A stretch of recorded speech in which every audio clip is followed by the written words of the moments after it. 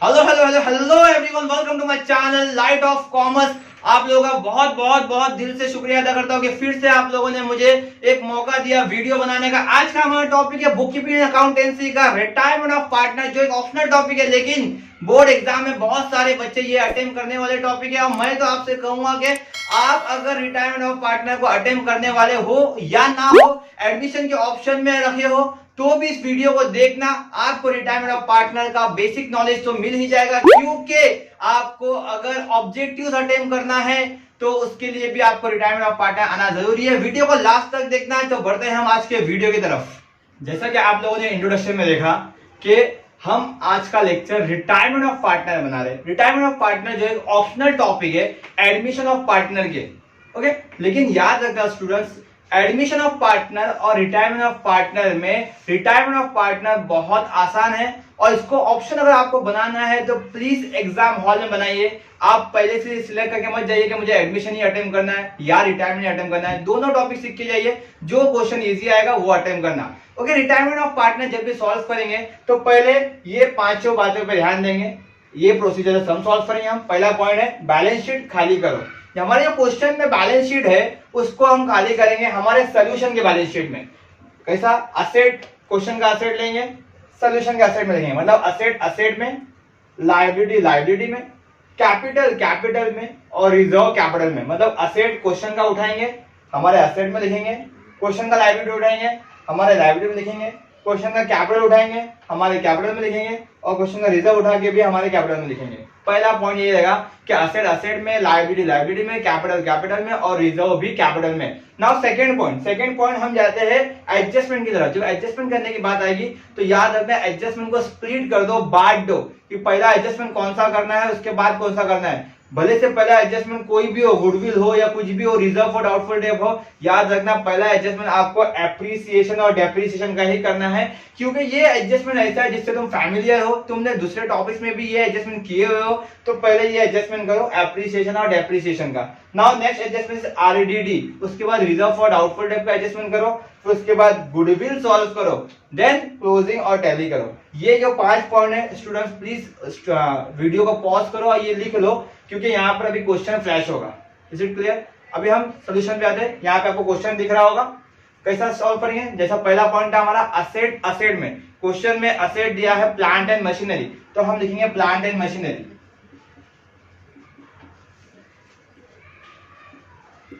कितना अमाउंट दिया है? 32,000।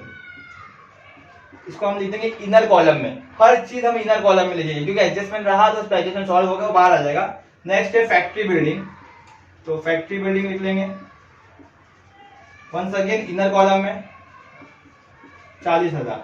देन है स्टॉक, तो स्टॉक लिखेंगे 20,400।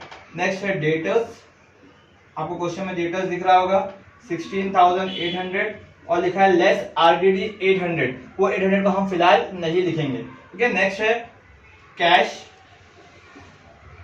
12,400। देखो सब के सब जितने भी असेट थे हमने इधर उतार दिया एक्सेप्ट आरडीडी, क्योंकि आरडीडी असेट नहीं है। ओके, आरडीडी एडजस्टमेंट जब आएगा, जब बताऊंगा क्या करना है। पहला स्टेप अपना हो गया असेट्स असेट्स में। नाउ लायबिलिटीज लायबिलिटीज में, लायबिलिटी में आ जाएंगे तो पहला लायबिलिटी दिया हुआ कैपिटल।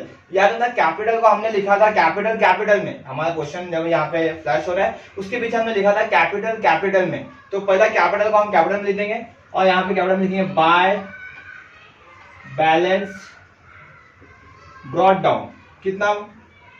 सुनील का दिया हुआ है 36,000, पंकज का दिया है 32,000, और परेश का दिया है 17,600। ओके, असेट असेट में हो गया। लायबिलिटी में पहला आया कैपिटल, तो हमने बोला था कैपिटल कैपिटल में। फिर दिया क्रेडिटर्स, क्रेडिटर्स इज लायबिलिटी, तो लायबिलिटी लायबिलिटी में आ जाओ और लिखो क्रेडिटर्स। थोड़ा नीचे लिख लेना, क्योंकि ऊपर हम नॉर्मली कैपिटल लिखते हैं 21,200। वन सेकेंड, ये भी इनर कॉलम में लिखना है हमको। देन है जनरल रिजर्व 14,000। अब जनरल रिजर्व दिया हुआ है 14,000। मैंने यहाँ पर स्टेप में लिखा था कि असेट असेट में, लायबिलिटी लायबिलिटी में, कैपिटल कैपिटल में, और रिजर्व कैपिटल में। रिजर्व कहाँ डालना है हमको? कैपिटल में डालना है। जहां कैपिटल लिखे उसके नीचे लिख देना बाय जनरल रिजर्व। अब ये 14,000 दिया हुआ है, 14,000 को हम तीनों में डिस्ट्रीब्यूट कर देंगे इनके रेशो में। क्वेश्चन में रेशो आप देखेंगे ऊपर दिया हुआ है 5:2:3, तो बांटेंगे तो अपना अमाउंट आएगा अप्रोक्स 7,000, 1,400 एंड 2,100। 7,014 नहीं सॉरी 7,000, 2,800 एंड 4,200। अगर हम लोग 14,000 को 5:2:3 में अगर डिस्ट्रीब्यूट करेंगे तो अमाउंट आएगा 7,000, 2,800 एंड 4,200। ये हमारा पहला स्टेप हो गया। Once again I will repeat, assets में, लाइबिलिटी में, कैपिटल में और रिजर्व भी कैपिटल में। ये पहला स्टेप था हमारा सेकंड स्टेप था, पहले एडजस्टमेंट सॉल्व करेंगे। एडजस्टमेंट के अंदर कौन सा लगेंगे, एप्रिसिएशन और डेप्रिसिएशन का एडजस्टमेंट, मतलब असेट का वैल्यू जो फ्लक्चुएट होता है, कभी बढ़ता है कभी कम होता है, वो सॉल्व करेंगे। उसके अलावा कोई भी नहीं करेंगे। मतलब असेट का वैल्यू लिखना है तो हम सिर्फ असेट्स में आ जाते हैं इधर। ओके, आप देख रहे हैं कि मैंने कॉलम देखो कैसे बनाया, profit and loss, balance sheet, then partners capital. आपको ऐसा नहीं बनाना है एग्जाम में आपको पहले प्रॉफिट एंड लॉस जिससे बनाना है, देन पार्टनर्स कैपिटल बनाना है, देन बैलेंस शीट बनाना है। ये जगह की कमी हो ऐसा मैंने ऐसा क्वेश्चन ऐसा बनाया है कॉलम। ओके, पहला एडजस्टमेंट है the assets were revalued as under stock 28,000। Asset बोलता है रीवैल्यू हुआ और स्टॉक का वैल्यू हो गया 28,000। तो स्टॉक का वैल्यू था 20,400। Once again I will repeat, क्या वैल्यू था 20,400। स्टॉक का नया वैल्यू, रीवैल्यू मतलब नया वैल्यू होना, दैट इज 28,000। 20,400 था और 28,000 हो गया। क्या हो गया, बढ़ गया या कम हो गया, स्टॉक का वैल्यू बढ़ गया। कितना बढ़ गया, तो यहां लिखना है एड एप्रिसिएशन। कितना 20,400 था, वहां से 28,000 हो गया, मतलब 7,600 बढ़ गया। Once again I will repeat के स्टॉक का वैल्यू था 20,400, स्टॉक का वैल्यू बढ़ के हो गया 28,000। तो क्या हो गया, बढ़ गया मतलब एप्रिसिएशन हो गया। अगर वैल्यू कम होता तो क्या होता, डेप्रिसिएशन होता था, बट यहाँ पे वैल्यू बढ़ गया, that is appreciation, that is 7,600। Is it clear? Okay, अब इसका दूसरा इफेक्ट हम पास करेंगे, बाद में करते पास, पहले पूरा ये एडजस्टमेंट पढ़ लेते। Factory building is appreciate by 10%। Factory building बोला एप्रिशिएट बोला तो ऐड कर लेंगे, add appreciation at the rate 10%। 40,000 का 10% इज 4,000, ऐड कर लेंगे, आउटर वाला में डाल देंगे 44,000। Is it clear? यहाँ भी एप्रिसिएशन हुआ था, यहाँ भी एप्रिसिएशन हुआ, यहाँ पे एप्रिसिएशन अमाउंट में दिया था और यहाँ पे एप्रिसिएशन उसने परसेंटेज में दिया हुआ है। दोनों का ट्रीटमेंट सेम रहेगा। नेक्स्ट वन है रिजर्व फॉर डाउटफुल डेट, ये तो हम बाद में करने वाले हैं। Next, plant and machinery to be depreciate by 10%। Plant and machinery to be depreciate, जैसा बताया आपको, अप्रिशिएट मतलब ऐड, तो डेप्रिशिएट मतलब क्या करेंगे, माइनस करेंगे, less depreciation eight the rate 10%। 32,000 का 10% आएगा 3,200, माइनस करेंगे 28,800 आ जाएगा आउटर कॉलम में। Is it clear? Okay, now next one is, यहाँ पे तो तीनों में एडजस्टमेंट होगा, उसके बाद तो गुडविल का एडजस्टमेंट है। मतलब ये तीन एडजस्टमेंट है, एक स्टॉक एप्रिशिएट हुआ, एक फैक्ट्री बिल्डिंग एप्रिशिएट हुआ और एक प्लांट एंड मशीनरी डेप्रिशिएट हुआ। Is it clear? अब इनका दूसरा इफेक्ट पास करना है हमको। कैसा बताया था मैंने, जब एनपीओ भी कराया था, मैंने इससे पहले भी बहुत सारे लेक्चर्स अपलोड किए, वहां पे मैंने एक चीज सिखाया था कि भाई एक होता है लेफ्ट साइड अकाउंट्स का, एक होता है राइट साइड।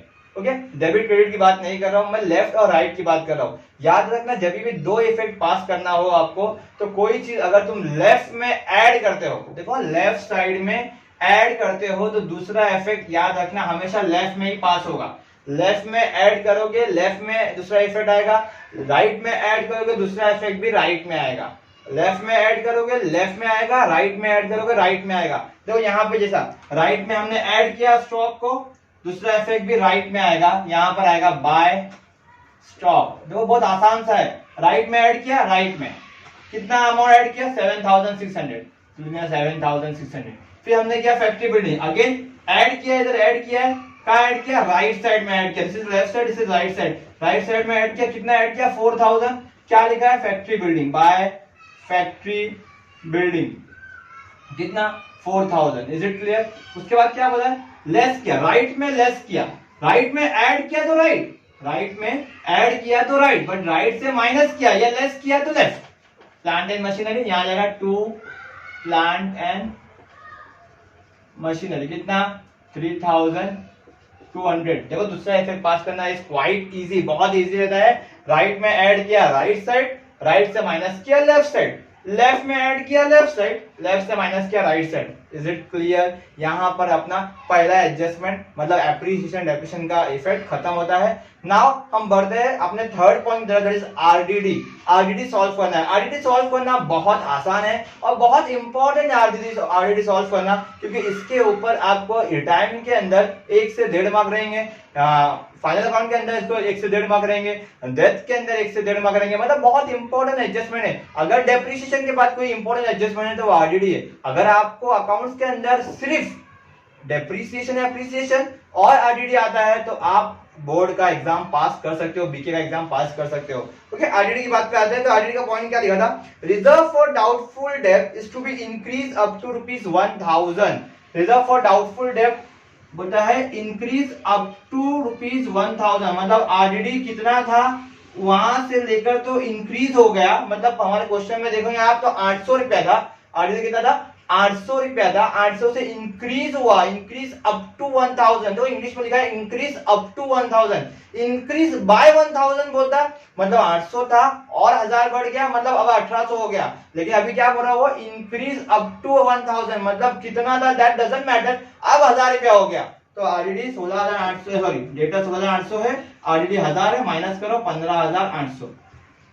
वन सेकेंड, दूसरा इफेक्ट पास करना है अपने को। अभी यहाँ पे बताया मैंने कि राइट में ऐड किया तो राइट साइड, बट राइट से माइनस किया तो लेफ्ट साइड। यहाँ पे आ जाएगा 2 आरडीडी। ओके, कितना माइनस किया हमने? 1000। तो अब बोलेंगे 1000 यहाँ पे 1000 आ जाएगा, लेकिन नहीं, यहाँ पे 1000 नहीं आएगा। क्यों नहीं आएगा? क्योंकि क्वेश्चन के अंदर ओल्ड आरडीडी दिया हुआ है, 800 रुपया आपको दिख रहा रहेगा। तो यहाँ पर लिखना है हमको 1000, that is our new RDD minus old RDD 800। तो यहाँ पे इफेक्ट आएगा 200 रुपए का। प्लीज ये समझने की कोशिश करो कि आरडीडी का अमाउंट जो है हमारे ओल्ड आरडीडी के अमाउंट से माइनस होगा। हमारा अमाउंट 1000 है तो 1000 माइनस क्वेश्चन का अमाउंट जो बचेगा वो इसका इफेक्ट आएगा। Is it clear? Okay, now goodwill. अब गुडविल रिटायरमेंट के अंदर जब भी आएगा, देखो मैं डेथ की बात नहीं कर रहा हूं, मैं एडमिशन की बात नहीं कर रहा हूं, मैं रिटायरमेंट की बात कर रहा हूं। एक सिंपल सॉल्यूशन है, जब भी गुडविल प्रॉब्लम के अंदर आएगा तो लिख के रख दो ऐसा, बाय गुडविल टू गुडविल। क्या लिखना है? By goodwill to goodwill. Students बोल सकते हैं कि सर आपने टू गुडविल बाय गुडविल क्यों नहीं बोला? लेकिन मैं इसलिए बोल रहा हूं बाय गुडविल टू गुडविल, क्योंकि हमको पहले बाय गुडविल सॉल्व करना है, फिर टू गुडविल सॉल्व करेंगे हम। Is it clear? जब भी रिटायरमेंट, ना one second I will repeat, के रिटायरमेंट चैप्टर के अंदर गुडविल आएगा तो ऐसा सॉल्व होगा। रिटायरमेंट चैप्टर के अंदर गुडविल आएगा तो हम क्या लिखेंगे? By goodwill to goodwill. क्या लिखेंगे? By goodwill to goodwill. Okay, अब गुडविल के बारे में हम लाइन पढ़ते हैं। क्या लिख रहा है कि goodwill of the retiring partner is valued at 8000। Goodwill जो है रिटायरिंग पार्टनर का है और कितना अमाउंट है बोला उसने? 8000। तो पहले बाय गुडविल लिखा है तो पहले बाय गुडविल सॉल्व होगा। किसमें? रिटायरिंग पार्टनर में। रिटायर कौन हुआ है? वेरी फर्स्ट लाइन में लिखा है पंकज रिटायर हुआ है, तो पंकज में आएंगे हम और पंकज के कॉलम में लिखेंगे 8000, यहाँ पे डैश, यहाँ पे डैश। क्यों? क्योंकि उसने बोला है गुडविल जो है वो रिटायरिंग पार्टनर का है। अगर वो बोलता goodwill of the firm, goodwill firm का रेज हुआ है, तो हम तीनों में अमाउंट लिखते, लेकिन उसने क्या बोला? गुडविल जो रेज हुआ है वो किसका हुआ है? रिटायरिंग पार्टनर का हुआ है, तो सिर्फ रिटायरिंग पार्टनर के इसमें अमाउंट आएगा। Is it clear? अब गुडविल का दूसरा इफेक्ट पास करना है, टू गुडविल। याद रखना, जब भी टू गुडविल पास करोगे, जो पार्टनर रिटायर हुआ है उसको डैश मार दो, उसमें अमाउंट कभी नहीं आएगा। क्वेश्चन में बोले ना बोले, कुछ भी बोले, याद रखना जब भी टू गुडविल में इफेक्ट पास होगा तो जो पार्टनर रिटायर हुआ है, जो पार्टनर रिटायर हुआ है उसमें कभी भी अमाउंट नहीं आएगा। इन शॉर्ट बोलने का मतलब क्या है? बच गया जो पार्टनर, कंटिन्यूइंग पार्टनर में गुडविल का अमाउंट आएगा। अब गुडविल का अमाउंट कैसा आएगा? तो उसने क्या बोला है आगे? And remaining partner decided that goodwill be written back in the new profit sharing ratio which will be 5:3। बोलता है कि भाई गुडविल जो है अब ये रिमेनिंग पार्टनर बांट रहे हैं, कौन से रेशियो में बांट रहे? न्यू प्रॉफिट शेयरिंग रेशियो में, दैट इज 5:3। कभी कभी क्वेश्चन में बोलेगा गेन रेशियो में बांटने को, कभी बोलेगा न्यू रेशियो में बांटने को, कभी बोलेगा ओल्ड रेशियो में बांटने। तो जो रेशियो में बांटने बोलेगा हमको वो रेशियो में बांटना है। ये क्वेश्चन में न्यू रेशियो बोला है तो न्यू रेशियो बांटेंगे। न्यू रेशियो क्या दिया? 5:3। अब 8000 को हमको डिवाइड करना है 5:3 में, तो आएगा अमाउंट 5000 और 3000। Is it clear? 8000 को हमने बांट दिया 5000 और 3000, यहाँ पर हमारे एडजस्टमेंट खत्म हो गए। थर्ड पॉइंट जो दिया है that is information, amount due to Pankaj is to be transfer to his loan account. बोलता है जितना भी अमाउंट पंकज का बचेगा उसको ट्रांसफर कर दो उसके लोन अकाउंट में। Is it clear? अब हम पांचवा पॉइंट करेंगे हमारा, दैट इज क्लोजिंग। पहला पॉइंट हमने किया था असेट्स असेट में, लायबिलिटी लायबिलिटी में, कैपिटल कैपिटल में और रिजर्व भी कैपिटल में। फिर सेकंड पॉइंट हमने किया एप्रिसिएशन और डेप्रिसिएशन। हमने एप्रिसिएशन का सॉल्व किया यहाँ पर स्टॉक का, फैक्ट्री बिल्डिंग का, देन डेप्रिसिएशन सॉल्व किया, प्लांट एंड मशीनरी का दूसरा इफेक्ट भी पास किया। उसके बाद हमने आरडीडी का एडजस्टमेंट सॉल्व किया, बहुत अच्छा एडजस्टमेंट आरडीडी का। अगर नहीं समझ में आया तो वापस से वीडियो को पीछे जाओ और देखो कि आरडीडी का एडजस्टमेंट एग्जाम में आएगा ही आएगा तुमको। ओके, और ये एडजस्टमेंट बहुत अलग अलग चैप्टर्स में आते हैं। तो आरडीडी का एडजस्टमेंट सॉल्व किया, उसके बाद हमने गुडविल सॉल्व किया। गुडविल के बारे में मैंने क्या बोला कि रिटायरमेंट ऑफ पार्टनर चैप्टर के अंदर अगर गुडविल आता है तो आपको ऐसा ही लिखना है, by goodwill to goodwill. Okay, इतना होने के बाद अपन करेंगे क्लोजिंग। क्लोजिंग जब करेंगे तो पहला अकाउंट क्लोज होगा। ठीक है, 7000 और 4000 अगर 11600, ये इधर भी लिख देंगे 11600। 11600 में से इसको माइनस कर देंगे, 3000 इधर 8000, 8200। ओके, ये आ गया 8200। यहाँ पे लिख देंगे टू पार्टनर्स कैपिटल। बांट देंगे, किसमें बांटेंगे? तीनों पार्टनर में, सुनील, पंकज एंड परेश। 8200 को हम यहाँ पर डिस्ट्रीब्यूट करेंगे कौन से रेशो में? 5:2:3 के रेशो में। 8200 इंटू 5/100 दैट इज 4100। पहला आंसर आ गया अपने पास 4100। ओके, उसके बाद दूसरा आंसर आएगा 5:2 में 1640, 1640। उसके बाद आएगा 2460, 2460। ओके, यहाँ पर आ गया टू पार्टनर्स कैपिटल। अभी यहाँ पे 2 आया है तो यहाँ पे आ जाएगा बाय, यहाँ लिखिए by profit and loss adjustment. देखो यहाँ पर डाले थे हमने ये अकाउंट का नाम, अब यहाँ पे डालेंगे ये अकाउंट का नाम। Is it clear? बच्चों को पता रहेगा इतना तो 4100, फिर है 1640, फिर है 2460, फिर ये क्लोज होगा। जब ये क्लोज होगा तो जो पार्टनर रिटायर हुआ है, once again I will repeat, जो पार्टनर रिटायर हुआ है उसका अमाउंट पहले क्लोज करो और लिखो टू पार्टनर का नाम Pankaj apostrophe S loan, to Pankaj loan. कितना अमाउंट आएगा? जितना भी अमाउंट यहाँ पे टोटल क्या आएगा वो लिखेंगे पहले, यहाँ पर सेम यहाँ पे लिखेंगे और बैलेंस शीट फिगर यहाँ लिख देंगे, that is Pankaj loan. Okay, फिर इसके बाद जो बैलेंस बच जाएगा लिखेंगे टू बैलेंस क्रेडिट डाउन। वो किसका बचेगा? ये सुनील का बचेगा और परेश का बचेगा।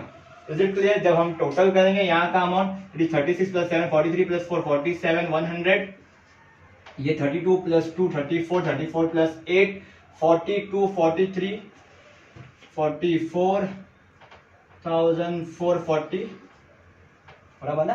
32,234 34 42 43 44 44,440 बराबर। यहाँ पे 17 21 23 24,260।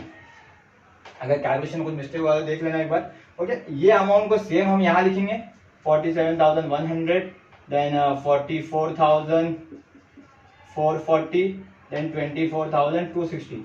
ये जो बैलेंस आएगा दैट इज पंकज लोन। ये बैलेंस जो आएगा that is 42,100 that is balance credit down. और यहाँ भी जो बैलेंस आएगा 21,260, ये भी क्या रहेगा? Balance credit down. ये जो बैलेंस क्रेडिट डाउन है वो यहाँ पर आके बनेगा कैपिटल।